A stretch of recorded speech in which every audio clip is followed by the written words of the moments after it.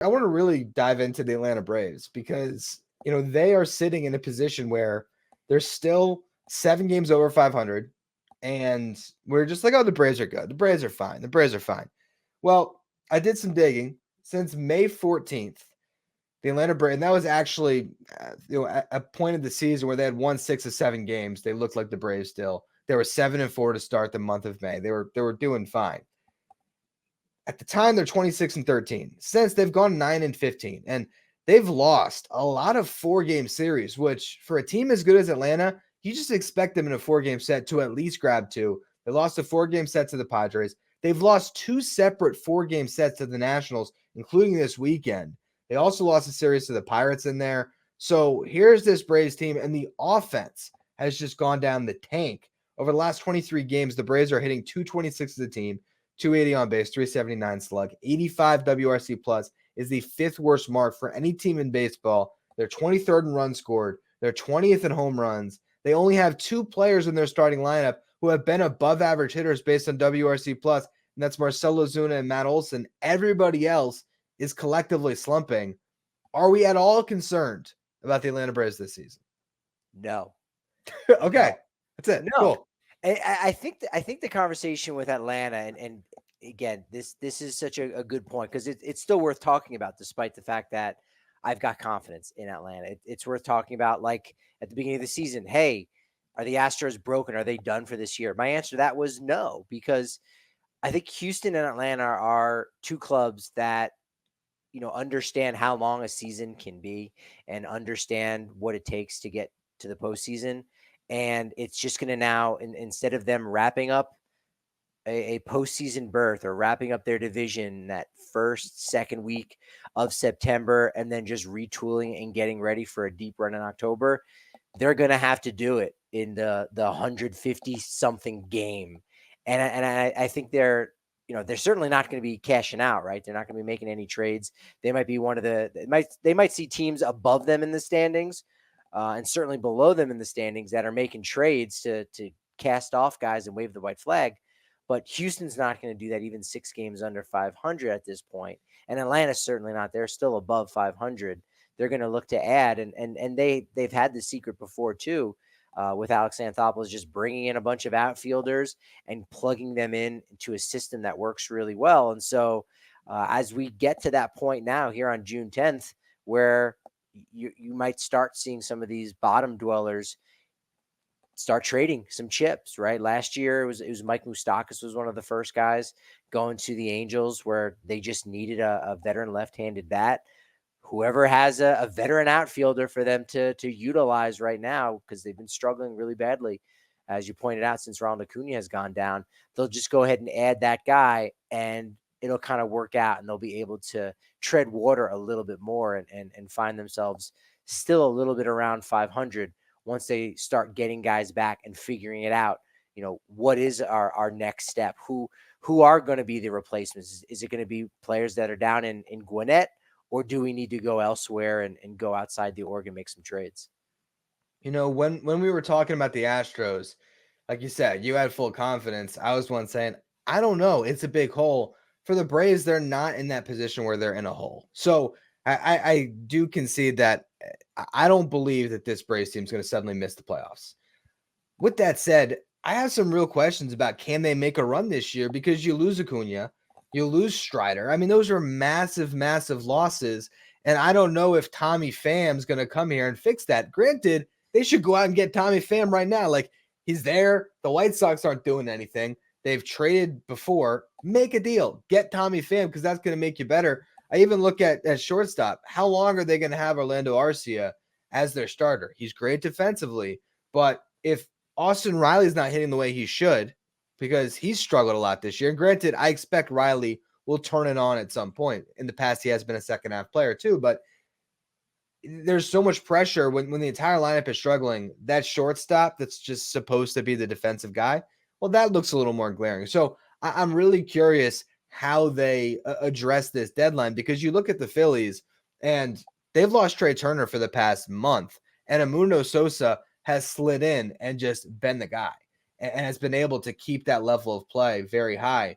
The Braves have been the team in the past where they plug and play a guy and it works out. But right now, you look at their team, it's always a team that just runs out the same starters every day. And now that Acuna's not in the mix and Riley is struggling the way he is, and even Albies is struggling, and their catchers are struggling, they just look a lot more thin than they have in recent years where they've just been unstoppable. I think this is a team that's still going to make the playoffs, but when we're at the end of the year, I think we're going to be looking at Phillies Dodgers as that top tier, and the Braves are sort of the best of the rest. I think the best way to probably describe it is we're not worried about them missing out on the postseason. It's just we have almost no confidence in them once they get there. And Yeah. and I'll say that, we know the postseason is a little bit of a crapshoot. So if Charlie Morton ends up being that guy that they go to for 4 straight series to get them into the World Series or to win the World Series, that won't be totally surprising. But still, if we're talking about it in terms of confidence, yeah, it's definitely taken a big hit. And we've talked about their bench now, and that they've currently got with Julio Pablo Martinez, ya boy Zach Short. Now they picked Brian Anderson up off the scrap heap, and they've got a guy that they just drafted last year who I really liked out of the University of Florida, but Hurston Waldrop already making his debut. Different situation than the Angels, kind of forcing these guys up because he was doing it really well in Double-A. So in general, you're right. The confidence just isn't there because they are piecing some things together. That being said, those pieces, again, as long as they know their role, they'll be okay. But it just puts that much more pressure on Chris Sale and Ronaldo Lopez being the guys, because those have been the only two reliable ones on the pitching staff. And as you said, Matt Olson being one of the few guys, along with Marcell Ozuna, doing it offensively. They need more help. They need 2 or 3 more guys to step up for them to really threaten as being a team you can have some confidence in October. I think they have to be super aggressive at this deadline. I think they need an outfielder for sure. They can probably get by in the infield, but maybe if they could get some type of a player that has the flexibility to play on the dirt and the grass and give you someone with the bat. I don't know who that player is.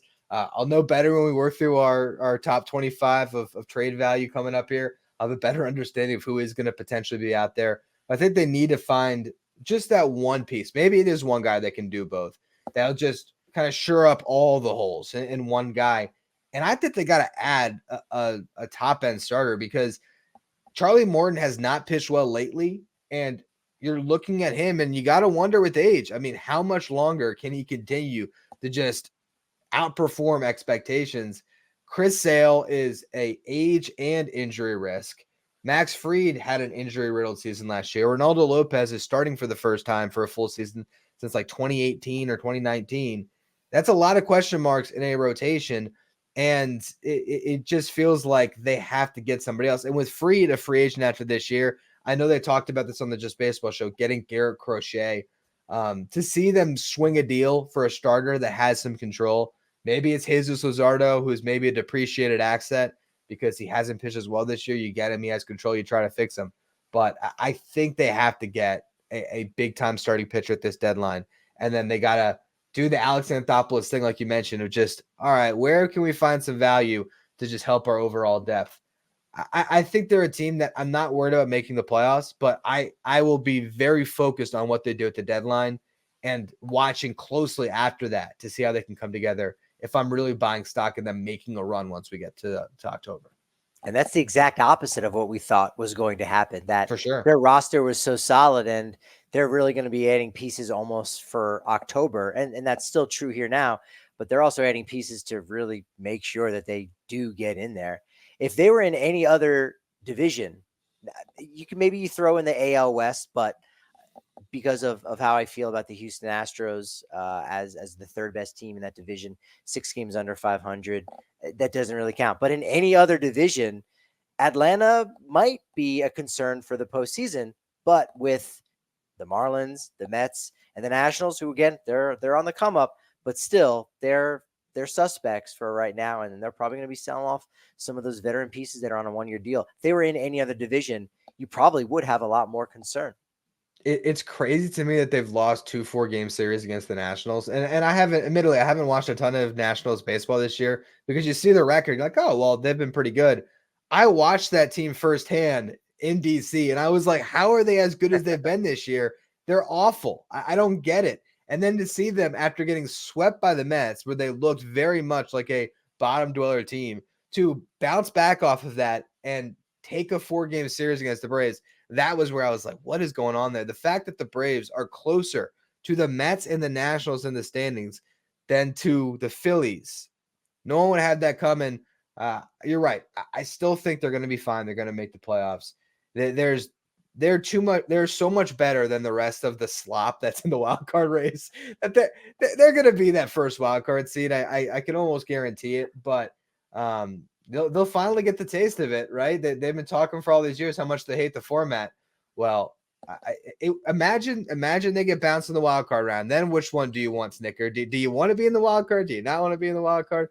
If your season ends in 2 games, I don't think you'll want to be in the wild card next year. But now, because you said that, we're gonna have to earmark this. And when yeah, they go to the World Series, you go, I was Finkelstein was the wrong. first one in there. Yeah. No, I'm gonna say you're gonna be right. Like that's why Oh, we're earmarking it, because they end up going to the World Series as the hot like wild card team. oh They had yeah, an yeah, extra yeah. round to heat up. That's why we're earmarking it, because you're gonna be right, my friend. You never I know. don't want to be right about that. I'm trying to say I want them to lose in the wild card round and be embarrassed. That's what I want to see happen. Oh, okay. Okay. I want to see them bounced by like the who would be the most embarrassing team to lose to? And I could say the Mets, but that's just low hanging fruit. Mm-mm. Like would losing to like the Giants in a 3-game series, something like that. I mean, considering the fact that the Giants have lost.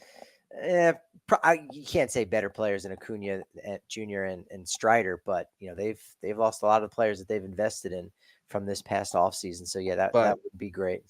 do you know this? You know what we have to mention in that? It's an even year. Does that still matter with the Giants or not? Ooh, I mean, no, I it's mean, it's 10 years removed from the even year rule. Was it 14? When was the last time they won? Was it 14?